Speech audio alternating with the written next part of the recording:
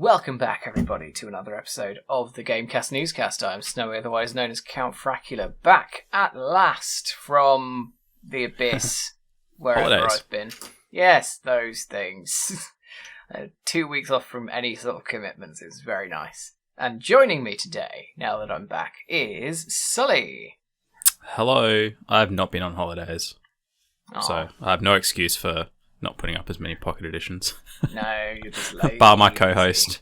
Well, We're getting there, yeah. man. We're getting there. Things are settling down. Things are settling down now. Mark's so got Mark's an settled into excuse, his new but job. you don't. You could always ask Me? other people. It's so hard, man. It's so hard organising the time zones. It's true, though. It's true. I've been doing other stuff, though, Don't get me wrong. Don't throw me under the bus, man. Doing Game Boy stuff, It's all good. Go check them out, everyone. Well, on the note of other stuff we've been doing, Sully, what have you been playing this week? Well, not much through the week, but last night I played some Baldur's Gate 2 Enhanced Edition. Ooh. Requested a refund. Oh. Yeah. Yeah. Why? Wasn't my cup of tea. Okay. Just wasn't feeling it. Like, there's nothing wrong with it. I get why people like it, but my reason for a request, I just put down too hard. So, yeah, that was a bust. So we went back to playing StarCraft last night, Count. That's about it. One thing I have started playing, though, which I'm really keen to get back into, which I'm kind of, when you get those games, you're like, I want to give this the actual time to play it properly, so I haven't kind of been dabbling in it much yet, is Void Bastards. Heard of that? No? Oh, yes, I have played a little bit of that. It's quite good.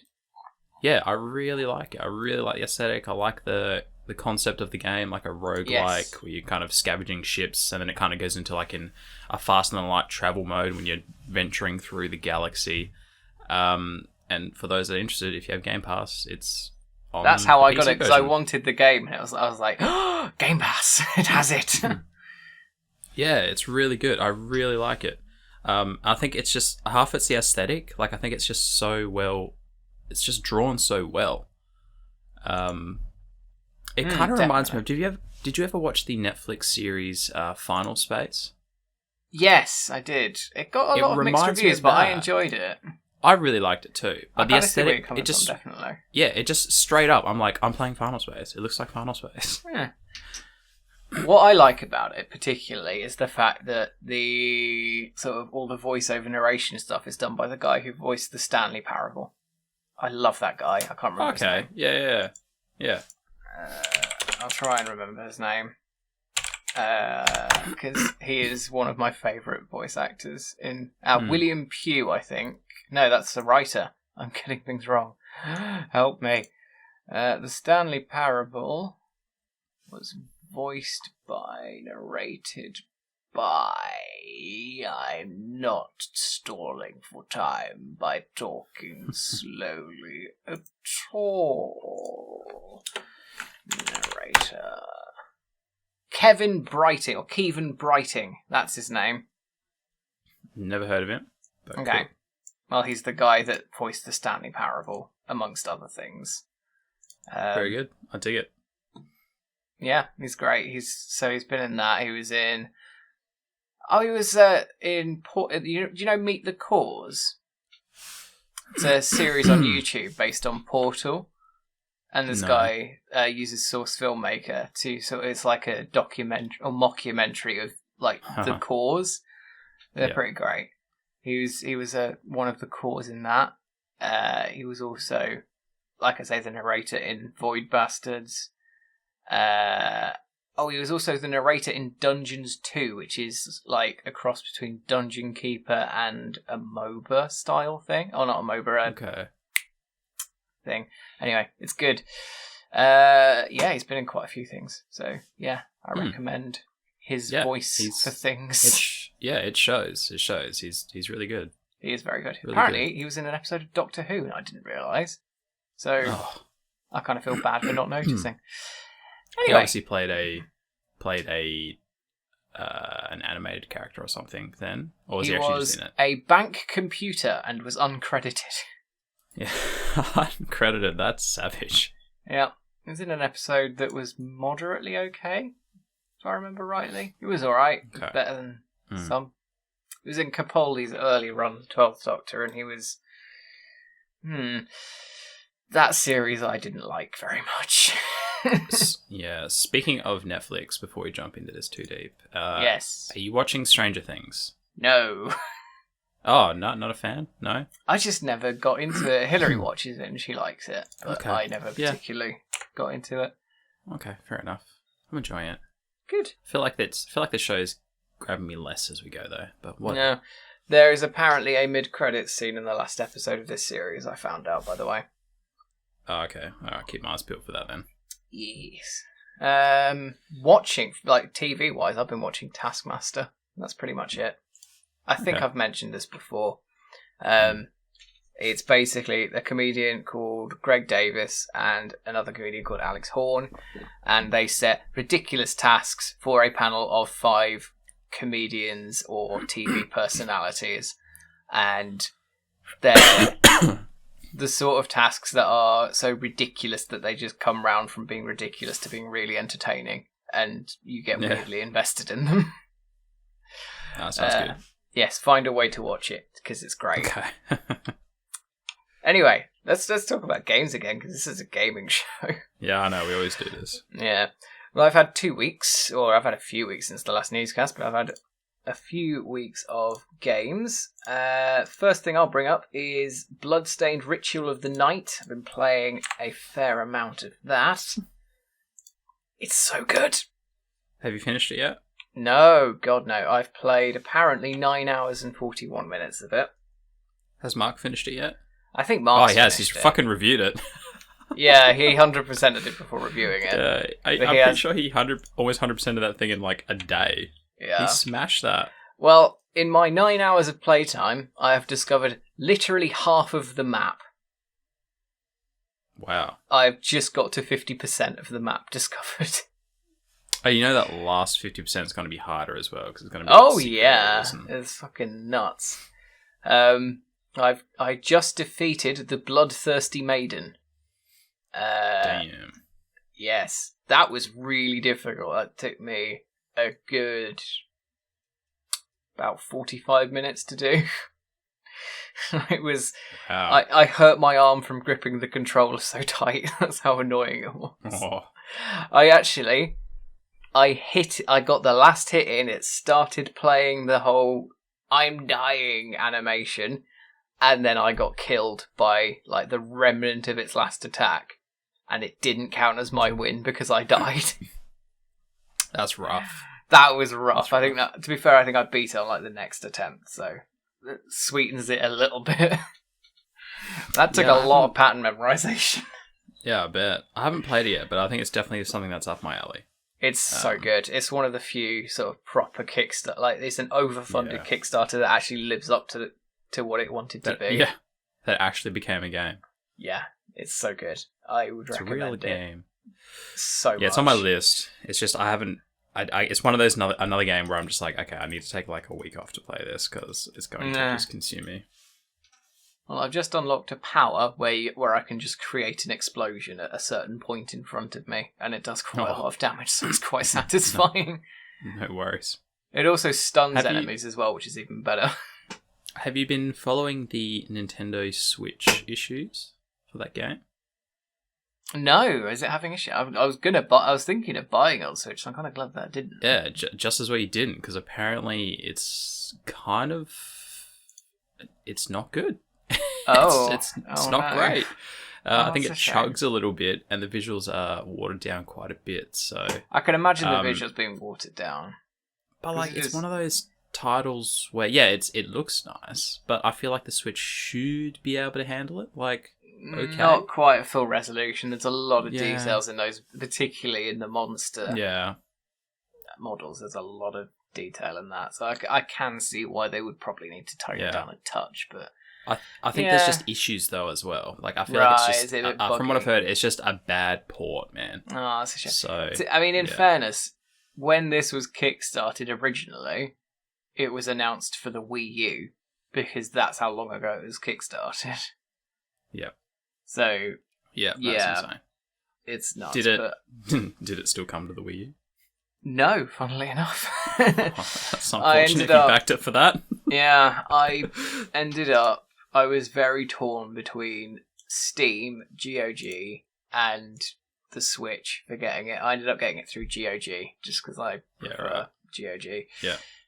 But I'm enjoying it very much. It's a good game. But while I was away, because obviously I couldn't play this while I was away from my computer, I was playing My Friend Pedro. Which Never heard of that. So, it is a Devolver Digital game, so we already know roughly where we stand with it.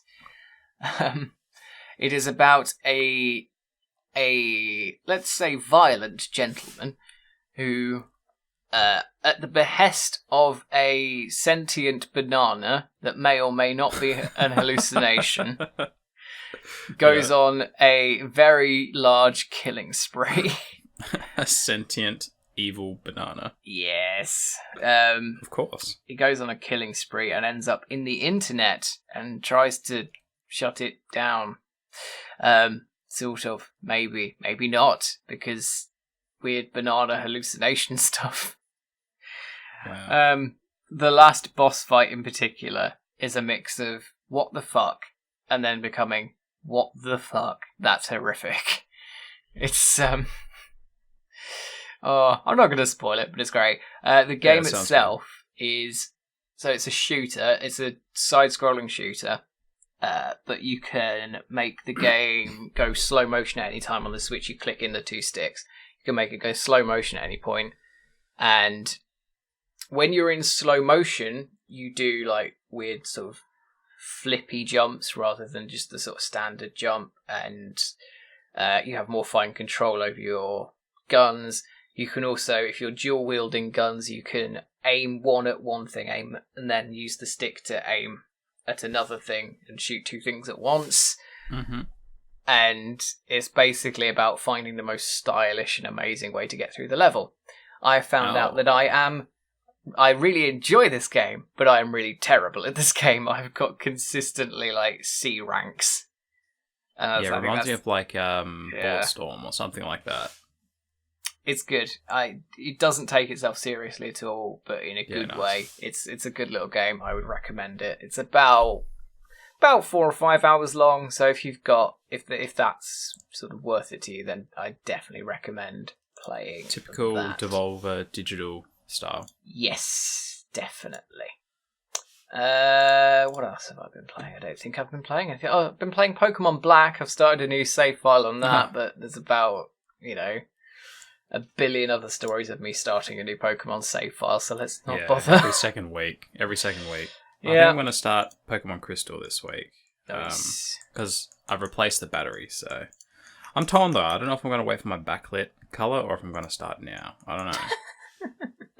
So these issues I have count, Big problems. Big problems. Oh, yes, definitely. Big problems. Big, horrible problems. What a horrible life to have to choose which games to play. But if your deciding factor is because your LCD is not backlit, that's a pretty fucking shit problem. Yeah. I feel like I should wait. Anyway. Oh, I've just seen something. So Valve have launched the Index now. The Index is out, the VR headset.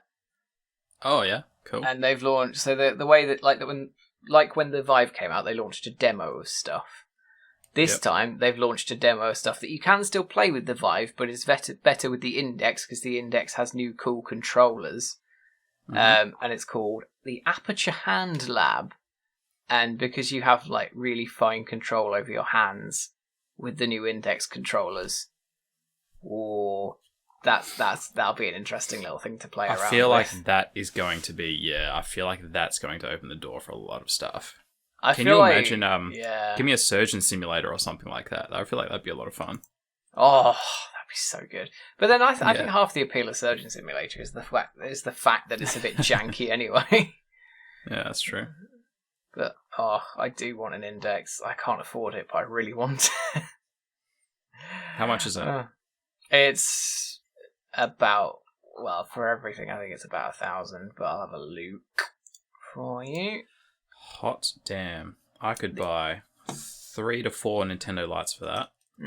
So, the good thing is, you can actually use the Index with Vive base stations and controllers. So you could theoretically just buy the headset on its own. And how much better is the headset? Resolution-wise and all that. It's quite a bit better. There's a frame rate jump as well. Oh, that's good. That's really good. It goes from 90 to 120. Oh, nice. So that eliminates a lot of the motion sickness and stuff more further. It can do, yeah. And then the actual screens, I think it's a single panel now. Maybe not. Interesting. I think it was a single panel. I might be wrong. I can't remember. But it's a better screen anyway, so it's a good little thing. But you can also buy literally just the controllers on their own as well. So if you didn't want to, if you wanted to keep your Vive headset, which this is what I'd probably be tempted to do. Keep your Vive headset and your base stations, but just get the controllers instead, then you can. So your headset doesn't bother you then in terms of like any screen dooring or frame rate? There's a bit of screen dooring. Frame rate's not so much an issue, and that's 90s is still fine for me. I get a slight headache when I'm playing it, but I can deal with it. Jesus. Yeah. Fair enough. So if I wanted to completely replace the headset and the controllers, I'd be looking at nearly £700. If I wanted, yeah. Oh, that's if you needed the base stations as well. That's £920. Oh my god, that's like 2,000 AED. Pretty much. A headset on its own without the controllers of the base station is £460.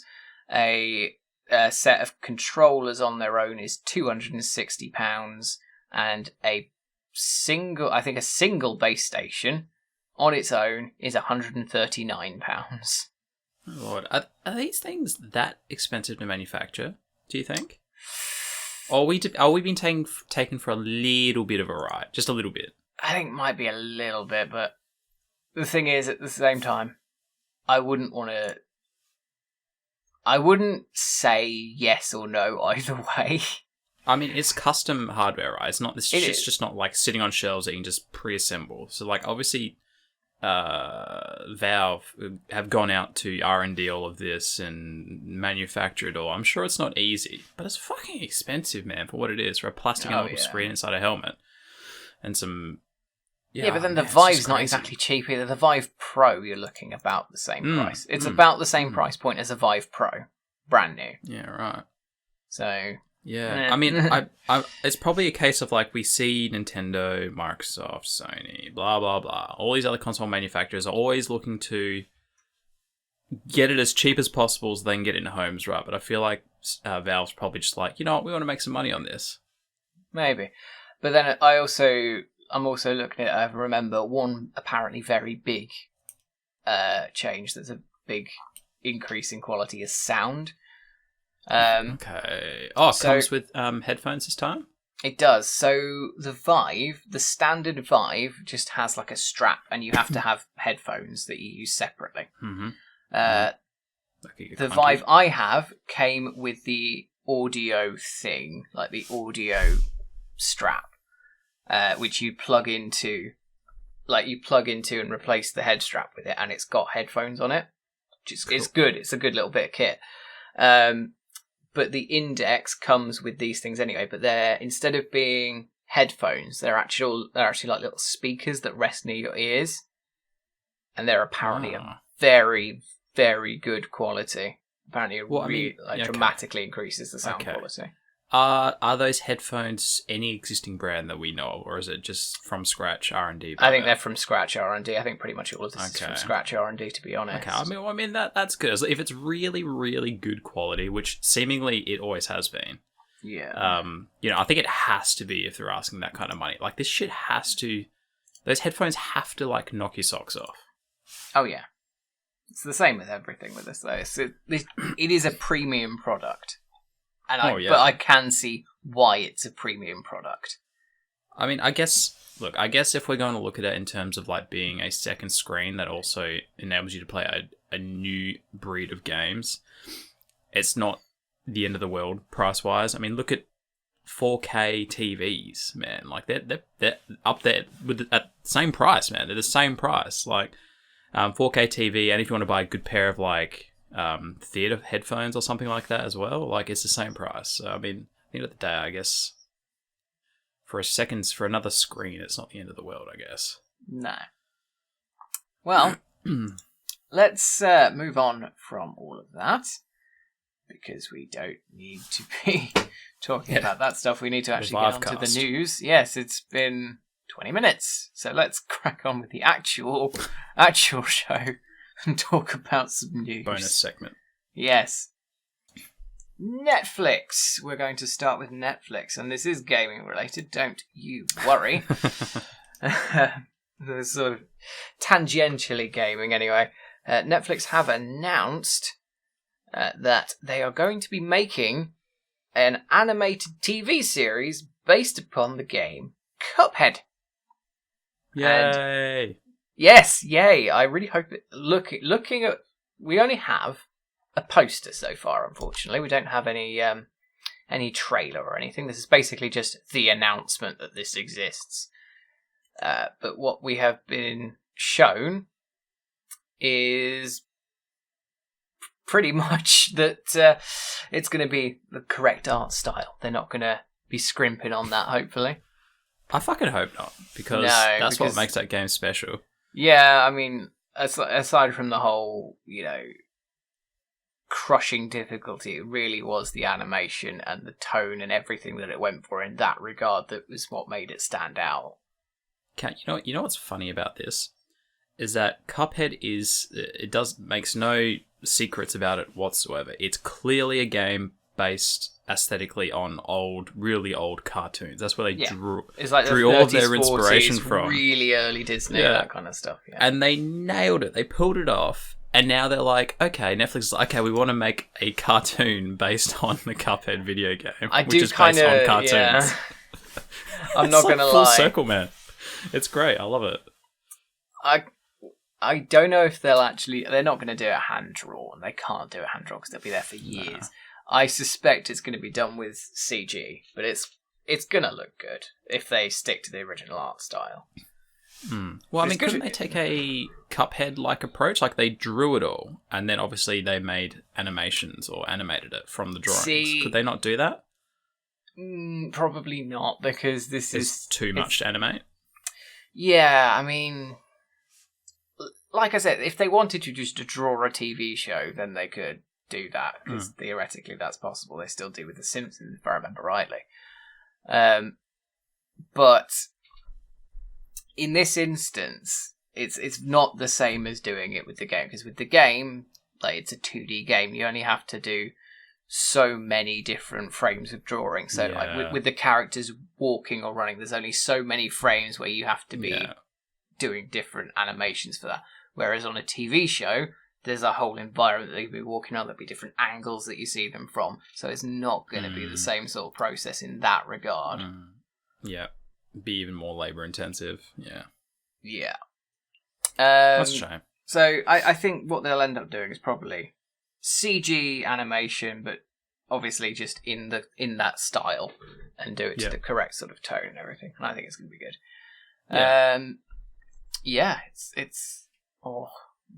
Did we have a release date? No release date at all yet, to be honest, unfortunately. But this is mostly just well, it'd be cool for me because I can actually see what happens in the end because I've not beaten the game. Yeah. Is it based on the game? It's based on the plot of the game, yes. Okay. Yeah, okay, that's going to be handy for me too. Someone who didn't get past the first set of worlds. I think got to the end of the first set of worlds and that was it. Yeah. Oh wow. I got a little bit further but not much. I loved it. I just hated great. it. I was just pouring too much time into it and it was making me too frustrated. I'm like, I've lost I think that's interest the problem. in this. Yeah, but They need to do an easy mode, man, for people that just want to go through and see everything they've created, you know? Just make it easier. Let's not talk about easy modes in hard games. We'll have all the Dark Souls arseholes coming over here. Oh my god. You can't put an easy mode in my game. Then noobs will get into it. Like,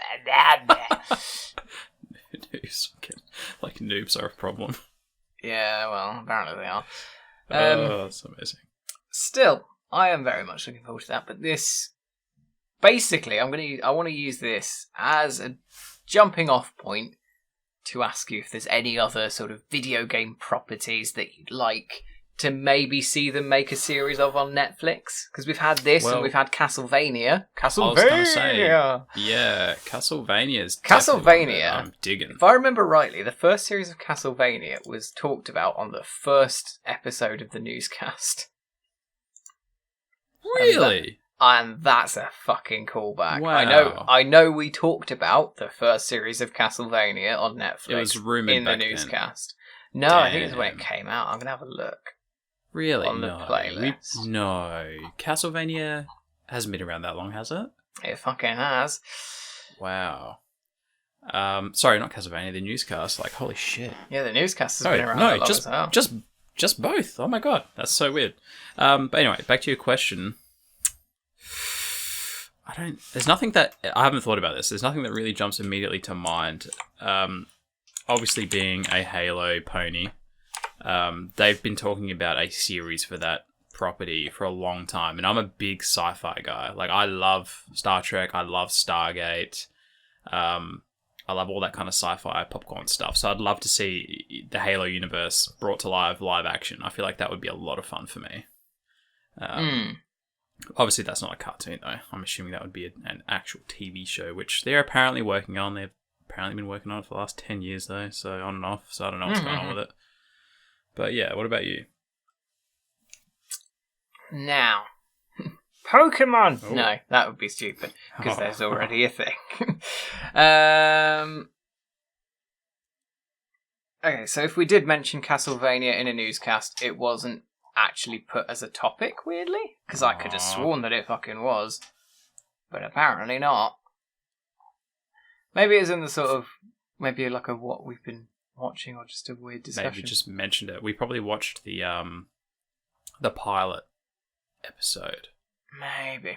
Anyway. And then the series came out, right? Season 1? No, it was just 4 episodes for the first season. Yeah, it was 4 episodes, but I definitely remember discussing it on a newscast. Yeah, I remember that too. Was Max there? Max was there. Max was definitely there, so it was an early one. Yeah. Right, anyway, let's go back to things I want to see as a TV series. I think Bloodstained would make a good series, but then it kind of, at the same time, that kind of clashes with Castlevania a little bit, really. One thing that might be quite nice is Beyond Good and Evil. Oh, yeah, I could see that. A nice detective noir type thing. Yeah. I think that'd be a great little thing to adapt to TV. I think Nintendo could easily do some cartoons again as well. Oh, yes. Easily.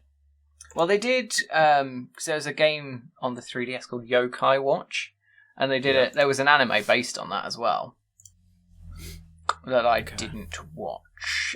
So, there's definitely form in that area, but what else could they do? They could do My Friend Pedro. Just have an or Hotline Miami. Yeah, I could see that. I could do a bit. I could do quite a bit. I've got those properties which can translate both amazing and horrific. Yeah, like Hobo with a Shotgun levels of awful gratuitous violence. Have you seen that film? No, it's real bad. Oh, really? Okay, it's so bad. I don't watch a lot of cartoons, though, to be honest. Like, nothing against them. I know there's adult cartoons, but it's just not my thing. Just the aesthetics. Hobo with a Shotgun isn't a cartoon. Oh, this is a movie, like a live action movie. Yeah, it's okay. It's real bad. Okay. I don't recommend it. I do recommend it, and I don't. It's one of those ones that's so bad that it's good. Oh, okay. Yep, I know what you mean. Yeah. What else? What do I like? Not much. The first thing that leapt into my vision was Euro Truck Simulator 2, and somehow I don't think that would be particularly stimulating. Oh my god. Stop. Leave, please. Actually, you know what would be cool? And again, this is my sci-fi driven brain talking again. A Metroid series. Sci-fi Metroid series. Yeah, but the problem is, the last time they made Samus talk, it didn't end very well. Oh, yeah, but that's such an easy hurdle to get over, right? Surely. Like, is it? I don't know. Can't they just do it? I don't know. Maybe she doesn't talk in the series either. It's a horror. Oh, it could be. Like a wordless She just horror screams. Yeah. That'd be so good. No, I'm sold now. That'd be great. Like a wordless... Like, she's just trying to escape. Gritty.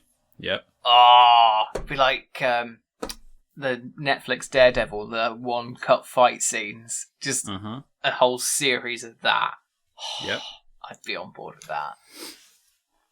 See, I keep looking through my games list and going, oh, what would I like? I just keep finding Devolver Digital games and just going, that one would be good. So I've just found Enter the Gungeon, and that seems like it'd be a stupid enough thing to work. Don't know why, but I think it would work. I feel like a dungeon crawler might be a fun translation to do. Yeah, just have sort of like an exploration through a dungeon over several episodes would be good. And they can just poke fun at all the kind of the endless nature of the hordes and waves coming into the rooms and stuff. Yes. Like, Won't these people ever stop coming? Yeah, the irony of it. I feel like it'd be fun. If you wanted something more thoughtful, you could maybe go for the Talus principle. But then that's quite... I don't know, a lot of the plot of that game depends on the puzzles. Yeah. A no-brainer that you could do is like an RPG or a Final Fantasy or something like that. I wouldn't want to see a Final Fantasy. They already did Final Fantasy movies and they were terrible, so it's kind of put me off the idea of seeing a Final Fantasy TV series. The only reason the Final Fantasy movies were interesting at the time was because they were so groundbreaking CGI-wise. Yeah. I don't care either. Yeah. But I mean, we're getting The Witcher, man. Like, obviously RPGs would translate fairly well. One thing that would be good, something like either Titan Souls or Shadow of the Colossus as a TV series. Yeah. I'd be on board with that. That's got the right level of weird-ass plot that would make a good series. You can, because Shadow of the Colossus in particular, the way that game's structured, you could have each episode be him, be the guy trying to take down one of the Colossi. Yeah, totally. You know what I would love to see the opposite of in video game form though, because I would love to see how they do it. Is One Punch Man. Like how do you make that actually entertaining? like for more than 2 minutes. Yeah, do you break the canon or what? Like, how do you do it? Yeah, it'd be so good. What they could probably do it as sort of like an ever increasing horde. Maybe they could do, and it's like here's how you do it. Here's how you do it. You don't play as One Punch Man. You play as the enemies of the series. So One Punch Man is the bad guy and you gotta beat him. you gotta beat him. But the moment you even get touched by him, you're fucked. Oh, I kind of like that. That'd be great. Yeah. This isn't a video game. I'd like to see a My Hero Academia game that isn't the one that came out. Where you're sort of... Maybe, but it's like you're playing as a hero and you're fighting to sort of get up the rankings to be the number one hero. It's like an RPG type thing. I haven't seen any of that yet. I really want to, though. You need to watch it. It's so good. I have Crunchyroll, but it's only got the first fucking season on it. What? Yeah. No, it doesn't. Maybe Australia. Maybe in Australia. Here it does. Yes, shit. So I haven't started watching it because I don't want to watch one season and not be able to get the rest. Oh, that sucks. I watch all of it simulcast. Yeah. It's shit. Yeah, it's not premium tier either. Oh, that's the disadvantage of Crunchyroll sometimes, because like there's always all these different licensing laws. But I suppose it's the same for any service. There's loads of different licensing laws that are going, you can't watch this. I would rather it just not be on there than have some of it on there. You know? Yeah, it's just I know such what a you mean. tease. It's like you can watch some of this, but not all of this. I remember a series that only had like season 2 and 3, but not season 1. I had to find that somewhere else. Yeah. And I was just like, thanks. That's exactly what I wanted. Mm. Oh, My Hero Academia is so good. You need to watch it somehow. Yeah, no, I'm definitely keen. I might just have to I don't know, buy it or something, like the actual discs, Yeah, because I've looked. I don't download it anymore because I cannot be bothered trying to find streams or whatever. I don't care. I just want to be able to stream it legitimately, and if I can't get it there, generally I'm just like, nope, I'm done. It's not happening. But I might have to just some of this stuff. I've got a short list of stuff that I actually have to buy, on a disc, just because it's too hard to find. Fair play. Maybe I'll ask Mark. Mark would know. Yeah, Mark would know. He knows everything about this kind of stuff. Yeah, it's his job. Yeah, exactly. He's probably got it in his store. Maybe. Be easy-ish for you to go and get. Yeah, I guess so. Easy-ish for him to send me. Well, yeah, that's it. Wink, wink. Anyway, I think that's a decent enough place to end this. I think that seems fairly standard. Our wish list for our conversions to Cardo. Yeah, exactly. Well, that's that. Just so to get back on the actual topic, there's a Cuphead TV show. Well, a Cuphead Netflix show coming at some point soon. We'll probably find out more details in the future, but it's just a nice little announcement to keep us going. And on that note... Keeping it relevant, too. Oh. Sorry. I was just saying, keeping it relevant, Cuphead. Yes. It's nice not to see it disappearing. No, Just exactly. like a one and gone. Yeah. Yes, I know what you mean. That's it. That's good, because it's a very good game that deserves to be in the conscious mind. Anyway, let us move on to the next story of the show. Nintendo have announced, finally, the thing that has been rumoured for about 6 months. The Switch. The little Switch. The Switch. The new Switch. Yeah, the new stripped-down Switch. It's called the Switch Lite, which kind of just reminds me of when the iPhone was new and they had, every app had a Lite version. It was, the free version with about half the features. And, I mean, Nintendo's not their first time beating around this bush either. No, because the 2DS. That's a thing that exists. 2DS, the DS Lite... No, the DS Lite didn't strip away any features, it was just smaller. That's the only difference. So that's the only thing it shares, is it's just had a reduced form factor. Yeah. I love I prefer the DS Lite to the original DS. I don't really like the form factor. Yeah, I mean, it's great, because it was the last one that had a Game Boy slot as well. And it just has I really like the form factor of the DS Lite. It's nice and curvy and it's good stuff. I really don't like the original DS. It does nothing for me. Oh, it's kind of gross, isn't it? Really gross. It's really bulky, horrible plastic. Yeah, it's not aesthetically appealing. No, because it was a really bright silver as well, but it's a silver that because of its colour, any scratches just show up so badly nowadays. It's everything terrible. Bad about the early 2000s, isn't it? Aesthetically, it's not pretty much. But they fixed it. The SP was better. I like the PSP, but there's also not the PSP, the SP. Oh, yeah. Well, I actually had I have a silver SP, and that's showing up. That's showing up the scratches a lot more, but all the other ones I have don't, so it's fine.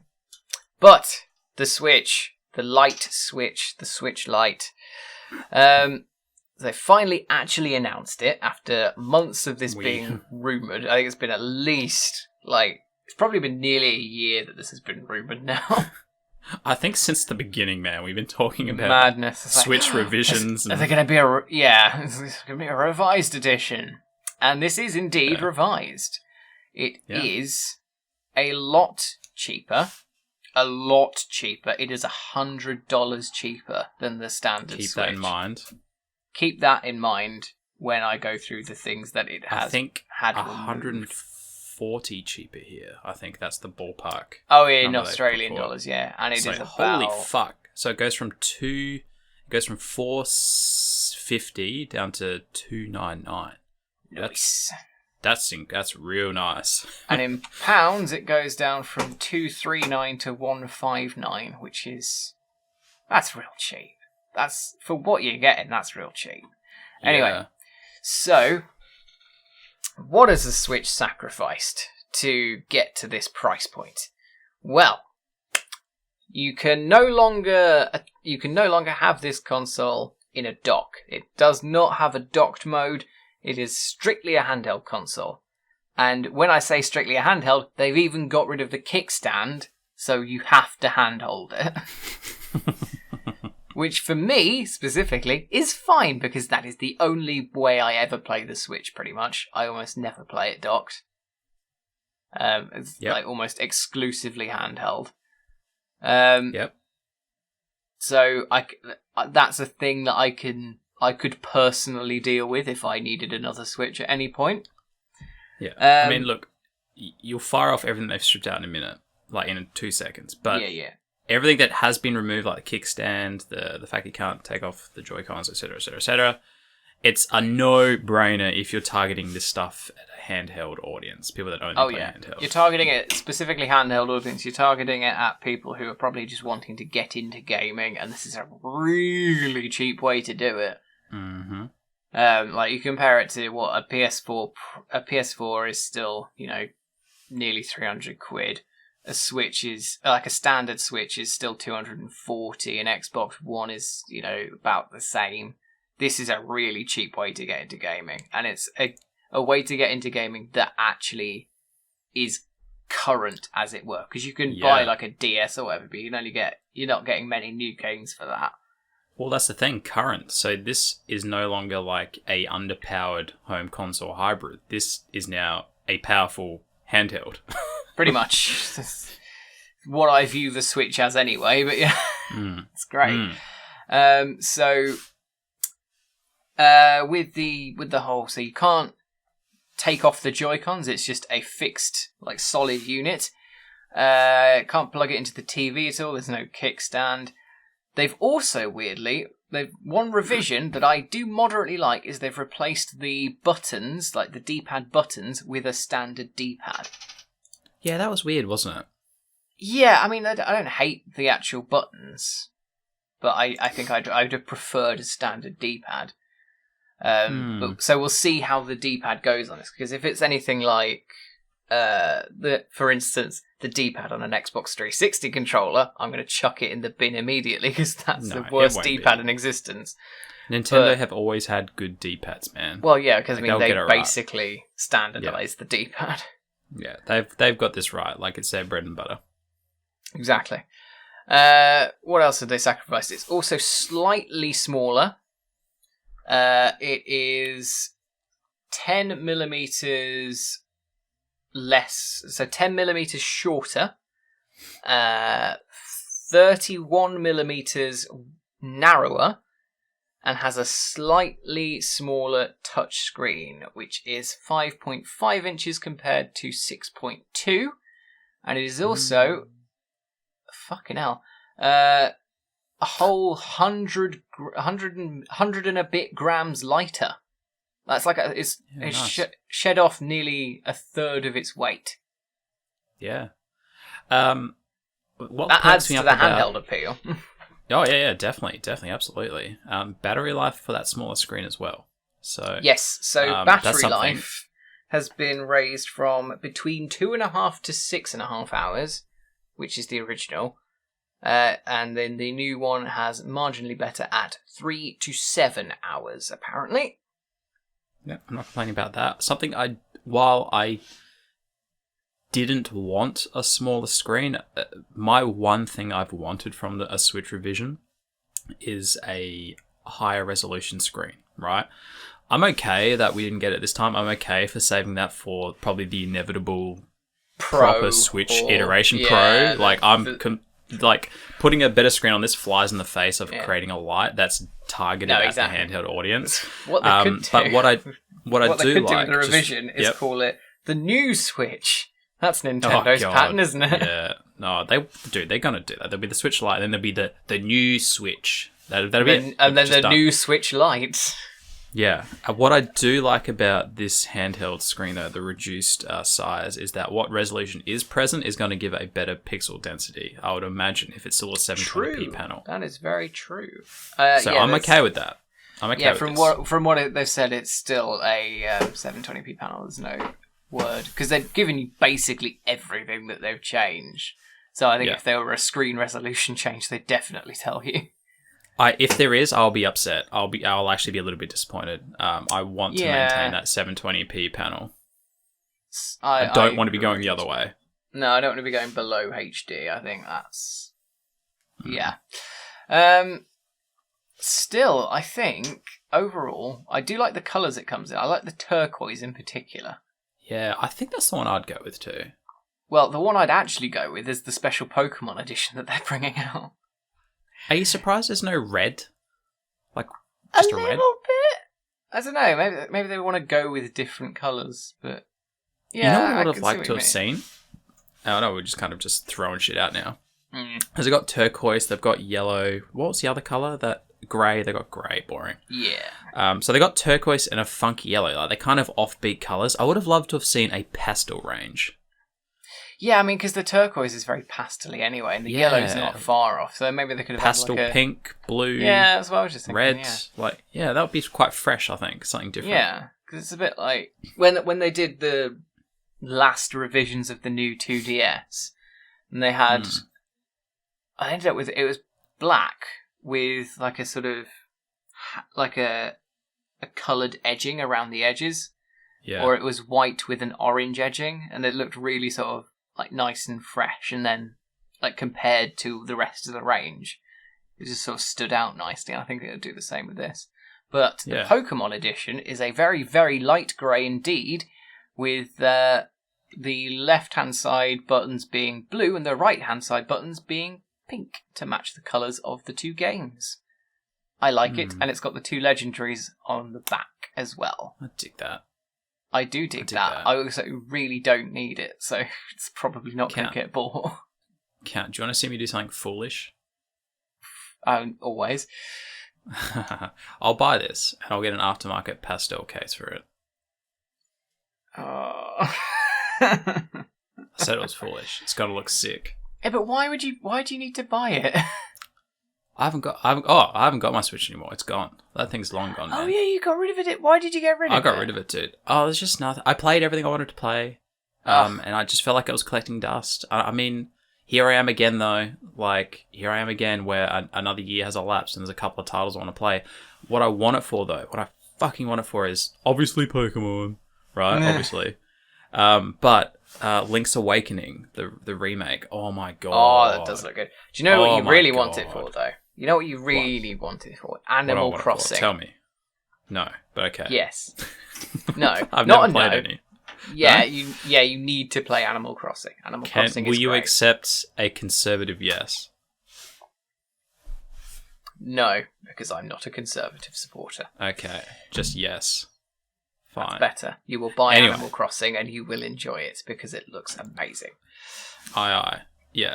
Anyway, this Lite console, though, I mean, I'm not complaining. Like, for somebody who's looking to buy back in, I don't regret originally purchasing or selling. Like, I got my money back. It's fine. I don't care. But these lights aesthetically and the cheaper buy-in point and hopefully a higher pixel density and the fact that it's just a handheld. I, too, only ever played in handheld. Like, this checks all the boxes for me. Yeah, I think they know exactly who they've aimed at. Like, if you've got a Switch already, you don't need this. Like, there's no point in buying it if you already own a Switch. If you don't own a Switch, and you know full well you will only ever play in handheld, great. The only thing that I sort of missed them getting rid of is the HD Rumble, but even then, it's not the biggest issue in the world. When you're saving that much money? Yeah, I mean, that's a sacrifice I'd be willing to take for that. This is very much aimed at people who are either looking to get, like you, looking to get back into it if they sold their Switch and they don't play it, like, they don't want to play it docked, the dock doesn't matter to them, or it's at people who are just looking for a handheld because that market is, pretty empty at the moment, or it's for people who are looking to just get into gaming and get into gaming pretty cheap, because this is a really, really cheap way to get into gaming. One of the cheapest ways to get into proper sort of quote-unquote proper gaming at the moment. Absolutely. And you know what? Like, the Switch is the dockable one, the original, let's call it the original Switch now. It's still a premium, expensive piece of kit, right? And everybody knows that this thing isn't playing all the AAA games in fucking 4K, 60 FPS. So it's a lot of money to drop on something where you're still kind of really buying for the Nintendo games, and people that publish for Nintendo platforms, because you're not going to buy this to play Wolfenstein. You're not going to buy this to play Witcher. So it's a lot of money. So the fact that it is reduced to that point now, I think it's going to pull a lot of people off the fence and say, you know what? Like, $2.99 US, that's not bad. Like, for just a handheld Nintendo console to play the Nintendo games. Half of the games I own on Switch are games that I already owned but wanted to play portably. So do you think this is a good move by Nintendo overall? I don't think it could hurt them at all. Like, I don't think this is a move that they will come out of going, oh, we shouldn't have done that, or that was a mistake. I think this is a move that will just get people into their ecosystem. Yeah, I think this is something that's just going to mean them selling more Switches, which is fantastic for Nintendo. I mean, the Switch is sold tons already. Yeah, it'll be interesting. What will be interesting, though, is to see if this hurts in any way, shape, or form the sales of the original Switch. Possibly.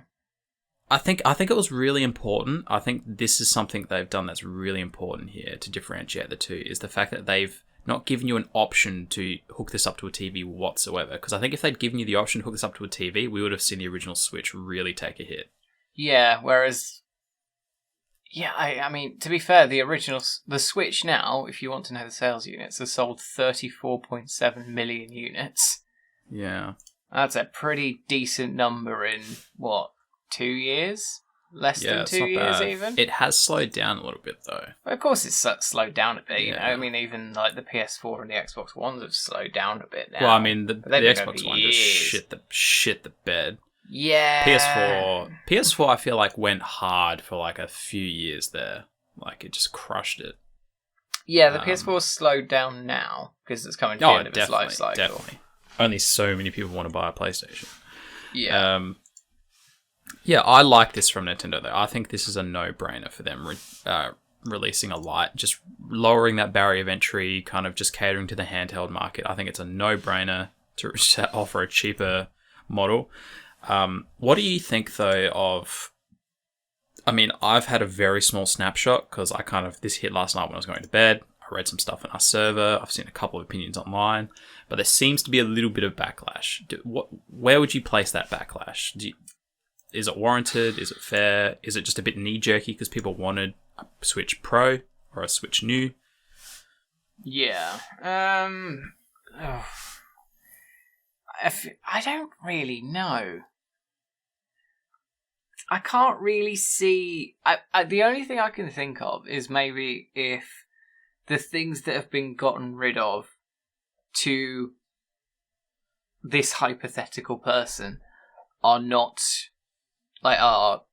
too much to get rid of to justify the price drop, but...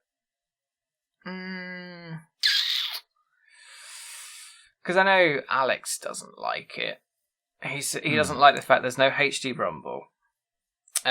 He says it doesn't make sense to take so many features out of it. There's really not many features taken out of it. And they're mostly features that didn't really get used. And he also doesn't like that the Joy-Cons don't come off. Yeah, I mean, I feel like, and correct me if I'm wrong, Alex, but I feel like you're somebody, or he is somebody, that wants something more from the existing Switch, whereas this version goes the other way. Like, I know a lot of people. I have a friend who's in our server, I think his name is Zardo, that I work with. He has been, like, holding his breath for a new Switch model, because he doesn't want to buy it, because all the rumors floating around, you'd be silly to buy, right? In case they do release that Switch Pro. So he's been holding his breath for a Switch iteration that would slightly or marginally improve upon the Switch we already have. like whether it be a better screen, better battery life, a slightly overclocked Tegra one, just something like the equivalent of the 3DS New versus the 3DS XL, just a marginal improvement aesthetically and performance-wise. And this is definitely not the case. This has gone the other way, and they're catering to the handheld market, and they've trimmed it back. So it could have gone one of two ways, and it definitely went the other way for a lot of people. So I kind of understand the disappointment, but that this is just not the SKU that's for them. They need to wait. I'm sure it's coming. Yeah, I think at the end of the day, I think it just depends what you want out of a console. I mean, I'm pretty sure Alex has a Switch anyway, and if this isn't what he wants in a console, great, this isn't what he's going to buy. Fair enough. Yeah, it's his money. He can spend it or not spend it however he likes. But I definitely see the appeal in this, and I know if you take into account who it's marketed at, I think it's a very wise decision from Nintendo. Yeah. See, I'm in both camps. If they'd had, we got this version, which I'm stoked about because my buy-in point is cheaper and it's just a handheld. Great, I'm fucking definitely okay with that. That's how I play. But if they had released the 1080p higher resolution one with better battery life, blah blah blah, I would have been just as okay. I'm like, okay, well, that's the one I'm buying. You know? Yeah, I feel like people would have probably been happier if they'd have announced a Pro or like an enhanced version at the same time. But then that would just leave the current Switch, the current model dead in the water after 2 years. Fucked. Yeah. The Switch was launched on March 2017. It's been out for 2 years. But let's take an example then. So, the PS4, the original PS4, was launched in November 2013. Mm-hmm. It was 3 years, almost to the day, before they launched the PS4 Pro. So, let's take that as an example. And even also, November 2013 for the Xbox One, and the Xbox One X, November 2017. So 4 years for that. So let's take those as an example. You're looking at next year. Or at least next year, if not the year after, if you want a more powerful revision of the Switch. That's what is going to happen. Absolutely, I agree. My gut is telling me, based on Nintendo always being marginally behind, that it won't be next year, it'll be the year after. My mind tells me that they should do it this time next year for a Pro, to drop it just before we get the new Xbox and PlayStation. Release your next iteration of the Switch, the Pro, just to say, hey, we're still relevant, we can play the games, even though there's new consoles that have just landed, Yeah, that seems like a sensible idea.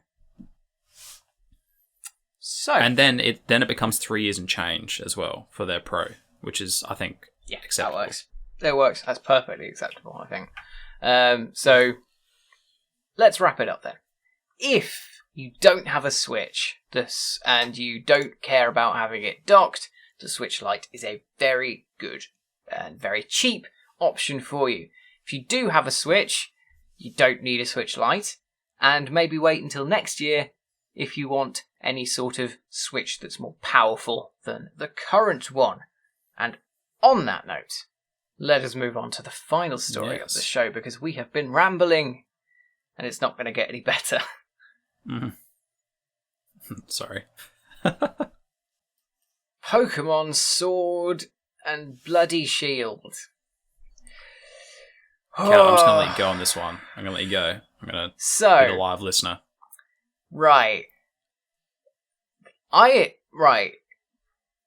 This is a case of me falling very much out of love with a fan base.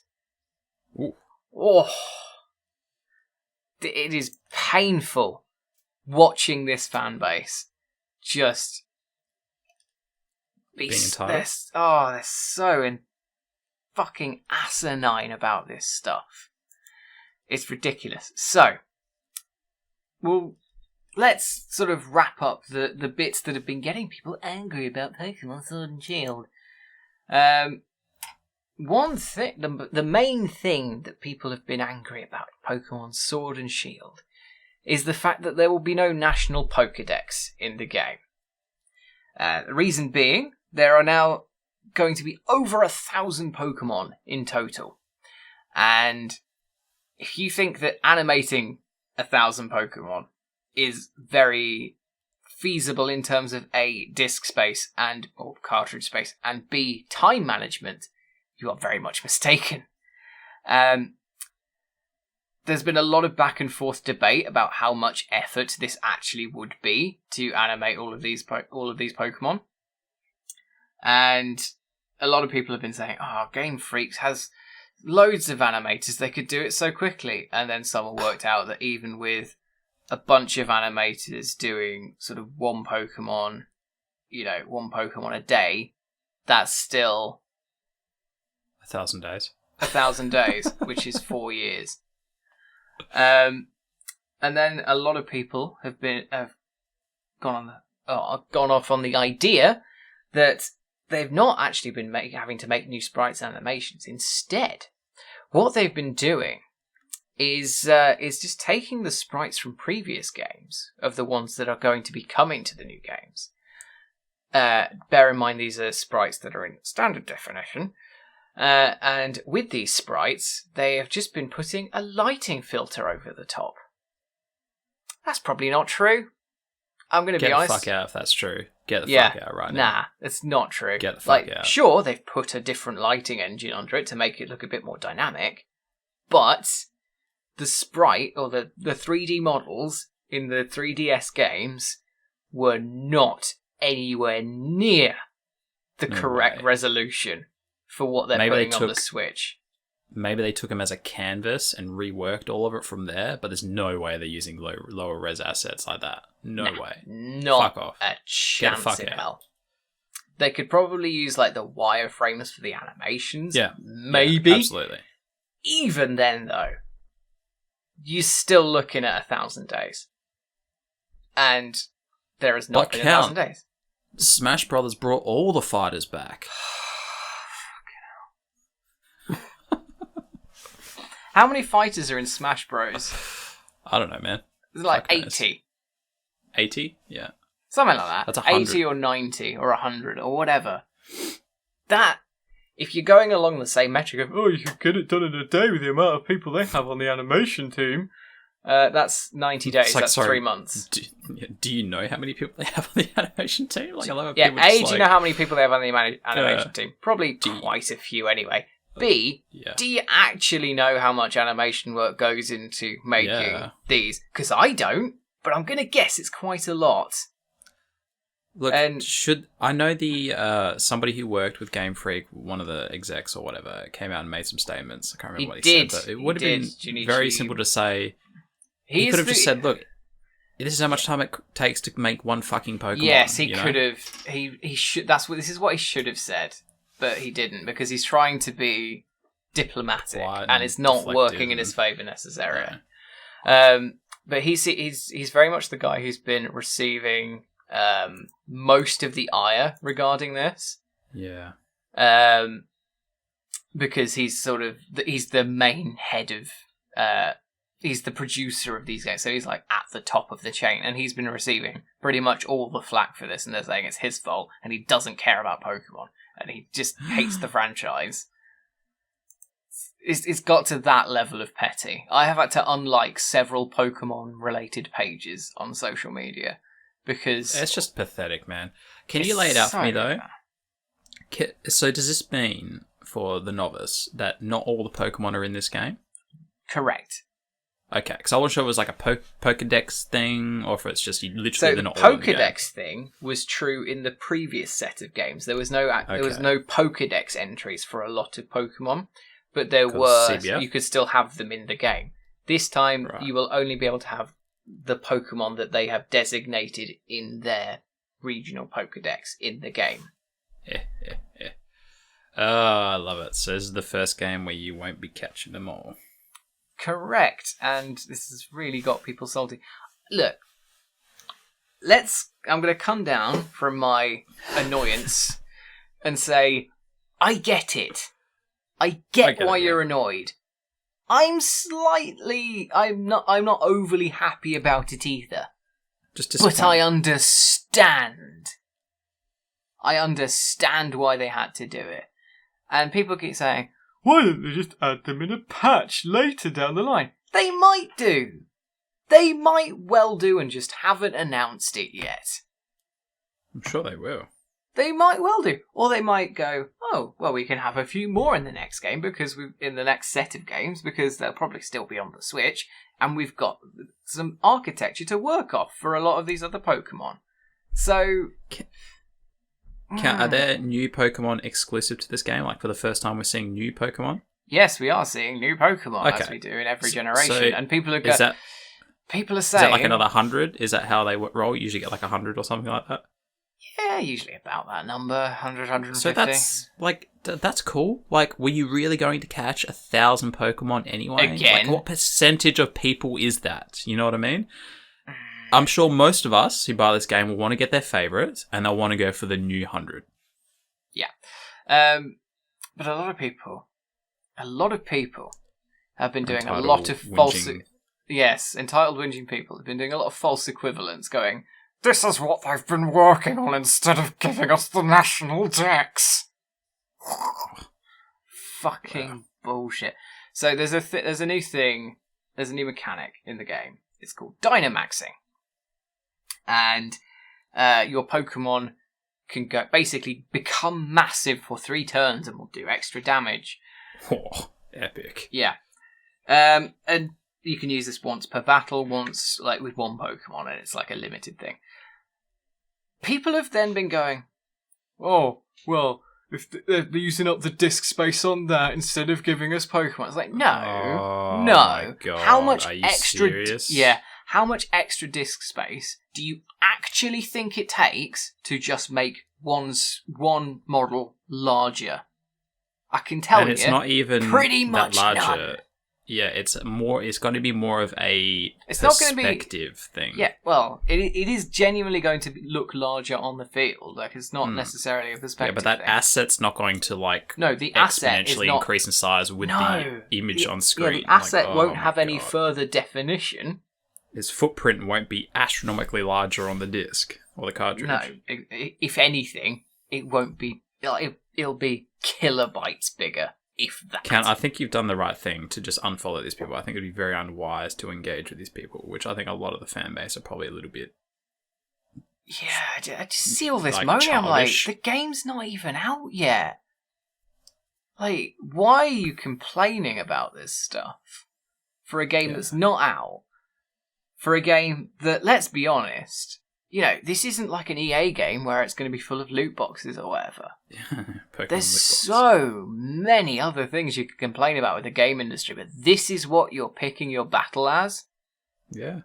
It really boggles me that this is what people are picking as their battle. Look, another reason that Masuda said came into it was the fact that they had having to try and balance 1,000 Pokemon at this point is getting very difficult. Trying to balance that many Pokemon, all the types, all the stats, you got to make sure that that's all balanced and fair. And you got to think about all the moves that these things can learn as well, because the move sets for different Pokemon change with each generation as well. Just the amount of effort and work that, because it's not been done by a computer. Someone had to go through and go, well, I think this Pokemon should learn this move at this level now instead. Yeah. So, Count, here's my question. If this is starting to become an issue, how do they move forward for future iterations without having to just basically exclude certain Pokemon? Like, how do we handle this now? So, I think there's a couple of ideas going forward. What you can do is basically keep adding things as we go along in the future. Like I said, you can go, it's the next set of games. We have this architecture from the previous games for these Pokemon that we can use going forward. Mm-hmm. That's less work time to go into that. Maybe put a few tweaks into it. But then we can add more models from different Pokemon into this like that. So you think from this point on we need to be recycling certain animation assets? Well, they've been doing that from, like, all the 3DS games use recycled animation. Yeah, but, like, like now that we've kind of on like an HD standard with the Switch. Yeah, right, exactly. You have the standard. That stuff forward. Just go with that standard and keep going as you go. That's one possible solution. Future-proof yourself asset-wise a little bit better. Another possible solution, which is basically what's being floated around at the moment, is the idea that they'll just have different Pokemon available in different games. So, like, the next set of games that come after this will have a different set of Pokemon available. Some of them might be ones that were in this one. Some of them might be completely different ones, like new ones or ones that weren't in this one or whatever else. See, I'm not a big fan of just excluding for the sake of excluding due to technical reasons. I think it would be cool if, one, we knew there was for technical reasons, but if they wrote it in a little bit better into the story, like, this is a different region, this is a different part of the world, you're not going to find these tropical Pokemon here. Like, just something like that, you know? Yeah. I mean, they do that anyway in the story, but the whole... The way they do this normally anyway is the idea that you're able to transfer them from other games in other regions. You can basically have a Pokemon that was in Pokemon Ruby, Sapphire, Emerald. You can transfer it through various different methods all the way up to have it on your on the current generation set of games. And this is now it's not a link that's going to be broken, but it's a link that's going to be not as easily not complete. It's not going to be completely like. You can't have one Pokemon in every generation. So you'll be able to have it in this new thing that they're calling Pokemon Home, which is, so you're going to be able to have everything in there, but you'll only be able to transfer certain Pokemon from that to certain games, I think is the way they're going to work it out. Look, to be honest, I'm less worried about what Pokemon are in the game. I'm more worried about what Pokemon are in my overall catalogue, like you just said. Like, I need to have a way to keep every Pokemon I've caught in every game safe in my little pocket app thing. And if a game comes along where I can then put that lot of Pokemon out of my catalog or my Pokedex or the computer, whatever it's called, I don't know what it's called, man.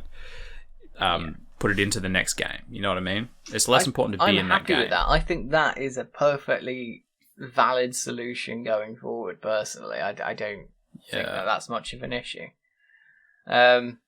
A lot of people are also saying that this is going to affect competitive play because people can't use their standard teams. It's like, well, no, use a different team.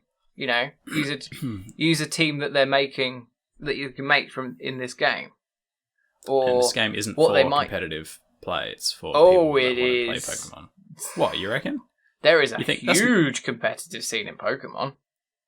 Yeah, but they're not targeting that audience. Oh, right. They're targeting. Well, they do. They want don't, people to just play. It's not necessarily the core demographic that they aim at, but there's certainly an element of the fan base, quite a big element. Yeah, right. But what I think they could do is launch some sort of thing using Pokemon Home, maybe this big companion thing, where you have the competitive scene on that with all the Pokemon, maybe. If you really, really needed your team that you've had for years to be still in that, then you could do that. But what's stopping you making a new team with a new Pokemon and trying to work out that? Surely that's more fun anyway, because you're like, oh, I've got my team. I'm just going to blast through everything because I'm cool. It's my team. No, just experiment a little bit, you know? Have some fun with your game. The video game designed for fun. When all is said and done, this is not the end of the world. It's people just being pedantic, bitchy, moaning, gaming bums. Just chill out. There's still 1,000 Pokemon or something like that. You got all the new Pokemon. They haven't said all the Pokemon won't eventually be added. And hopefully they've taken note of how hard it's getting and they're trying to future-proof themselves asset-wise from this point on, hopefully. Just fucking chill out. My God. Yeah. It's just... I just can't... And all these people that are bitching about it, oh my God, they're still going to get total hard-ons when this game comes out. They're going to be playing it non-stop. Oh, probably. And I will be. I definitely will be. Yeah. I'm still looking forward to it. This is one of the few instances, if you ever watched this show before, where I am defending a corporation. I don't defend corporations much at all. But it's the people who are complaining about this have a gross misunderstanding of the amount of time that goes into video game development, particularly big games like this. A gross misunderstanding of the time and the resources that needs to go into this stuff. Like, people, this isn't being made on, you know, like an indie budget with an indie time scale. This isn't being made with bottomless pits of money either. Just take a step back from your moaning and understand, or at least try and understand, why they are making these decisions. It's not decisions that they wanted to make, but it's decisions that they are having to make for various reasons. Yeah, there's a lot on the line, and they're on a time frame. They gotta get shit done. You know, this game has to come out in a respectable time frame. Otherwise, you know, if you go into the you start going in the other way over time. Imagine all that extra money and budget that has to go into it. You know, I mean, like, that's not... People go like, well, who cares? The game's going to make hand over fist money, right? But, you know, when you lay out a timeline to make a game, and you agree to a timeline to make a game, and you have an agreement with Nintendo to make a game on this time frame with this X amount of money, you should honor it.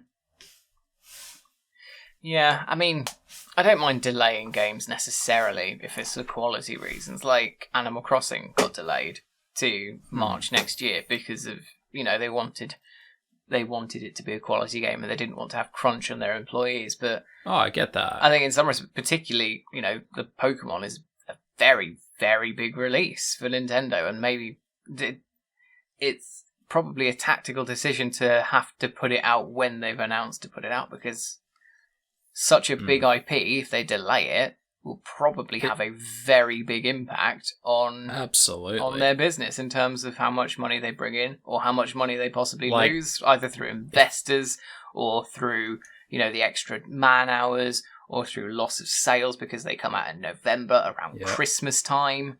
Could you imagine if they told Nintendo they had to slip this year? Nintendo's butthole would have puckered up like you just squeezed lemon onto it. Like, oh my god. Yeah. It just would not have been good at all for the Switch. No, exactly. So... And could you imagine how pissed off the fans would be? Oh, what do you mean it's delayed? I'm like, well, this is what you want, because I've seen a lot of people go, oh, why didn't they just delay it? I'd have been fine if they delayed it. And I was like, you say that, but I can guarantee you that you wouldn't be. No, because they'll be like, we're delaying it because we want to get all the Pokemon in. They'll be like, why don't you just release it in patches? Yeah, exactly. Updates. It's just people who won't be happy. And look, I'm not happy about it either, but I understand. And maybe you should try that too. Anyway, that is my opinion, and we have reported on the news that this is all a thing, and I just wanted to talk about it because they announced new Pokemon, and there was a new trailer. There's a Pokemon that looks like a cake. It's called Alcremie, and it's adorable. It's Alcremie, I love it. It's like a little meringue cake with strawberries for ears. It's great. I love it. And there's a new, like, there's an extra thing in the Dynamax called Gigantamax that only like certain Pokemon can get to. And they've announced another one. There was another Pokemon that was like, it's made of coal, and it attaches itself to another bit of coal that it uses as a wheel, which is kind of adorable. I love it. Yeah, I love it too. So, I'm very excited for Pokemon Sword and Shield. I'm looking forward to when they come out. I already pre-ordered the double set, and I'm going to be happy because I'm not that weirdly pedantic and awful about video games. Anything else for you that you want to add? Nah, I've said it all. You know, everyone needs to chill out a little bit. Just games. Chill the fuck out. It's video games. They're not trying to, like, they're not being EA about this. It's just a video game, man. Just chill the fuck out. Relax. And on that note, let us wrap up the show because it is nearly 1 a.m. and I need to go to sleep. Oh my god. That brings us to the end of this episode of the GameCast NewsCast, and I hope you enjoyed it. If you did, feel free to like, subscribe, share, whatever you fancy, and our social links are in the description. with a link to our Discord. And thank you very much, Sully, for joining me. No problem. Always good to jump on. Exactly. Anything that you've got coming up at the moment on the channel? No, I think I've just released Dragon Ball podcast. I think Mark and I'll have another one next week for that. Not much planned, unfortunately, at the moment. I'm kind of between Game Boy projects.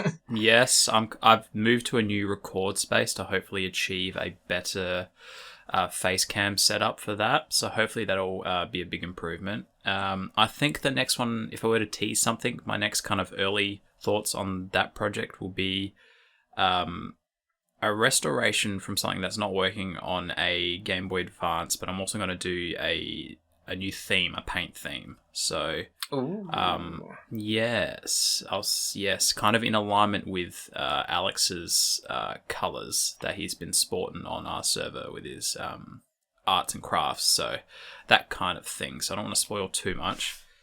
So yeah, I want to have a bit of fun with that. I think that'll be the next project. And then, of course, I think Mark and I are going to try and get a Pocket Edition out next week as well. So good. Stay tuned. Well, I don't know what I have coming up. I might do a news video at the weekend because I'm off on Saturday. But other than that, it'll just be podcasts hopefully. But I'll be back in full force next week. In full force, hopefully. If I don't lose all my energy in the meantime. Yes. I won't be doing 5 videos a week again. Do you remember that? Disgusting. Chill out. Someone else needs to chill out. That was not fun. Relax. Relax, man. And on that note, thank you very much for watching, and we'll see you next time. Cheerio.